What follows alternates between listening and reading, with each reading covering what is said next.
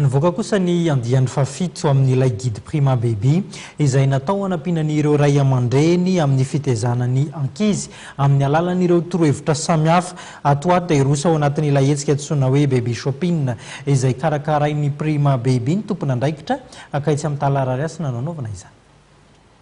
Miankina amin'ny fitaizana azy dieny mbola zaza ny hoavin'ny ankizy, manampy ireo ray aman-dreny amin'izany andraikitra izany ny Prima Baby izay sehatra mampifandray ny samy ray aman-dreny ahafahan'izy ireo mifanakalotra kefa ary ifanakalozan'ny ray aman-dreny sy ireo manampaizana manokana toy ny dokteran-jaza sy ny maro hafa koa.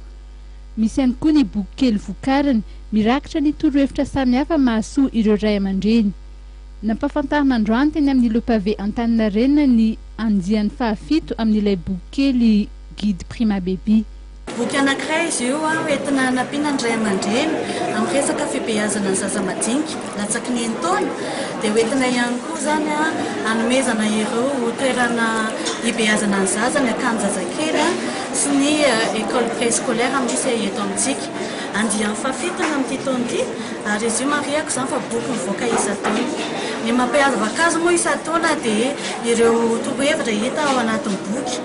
Tamin'ny volana aprily teo Ratsahivina dia efa nisy ny fiofanana nomenan'ny ray aman-dreny ary tamin'izany ihany koa no fantatra ilaina andresy tamin'ny lalao concours photo izay tsy iza fa i Kaila izay natao tamin'ny pejy voalohany ny guide Prima Baby vao nivoaka ity. Ity boky ity dia ho hita mandritry ny hetsika baby shopping ny Sabotsy 4 jona ho avy izao ao amin'ny Tahala Rarihasina Analakely.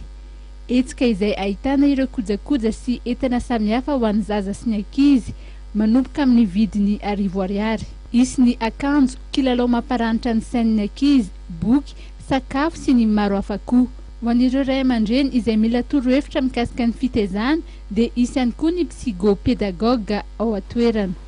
Marihana fa ny neteur izay mitsinjara ny vokatra français sy guide no Eny ary tompoko lasy tompoko vavy hatreto ny fotoana ny rahantsika tamin'ity takariva ity ankasitrahana feno ianao. Nanaraka ny fampalalamba-baovatra hatramin'ny farany famome fotoana eto indray tsika amin'ny andro manaraka.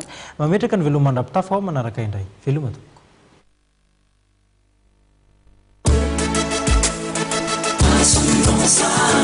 Art, vivre et entreprendre en toute sérénité.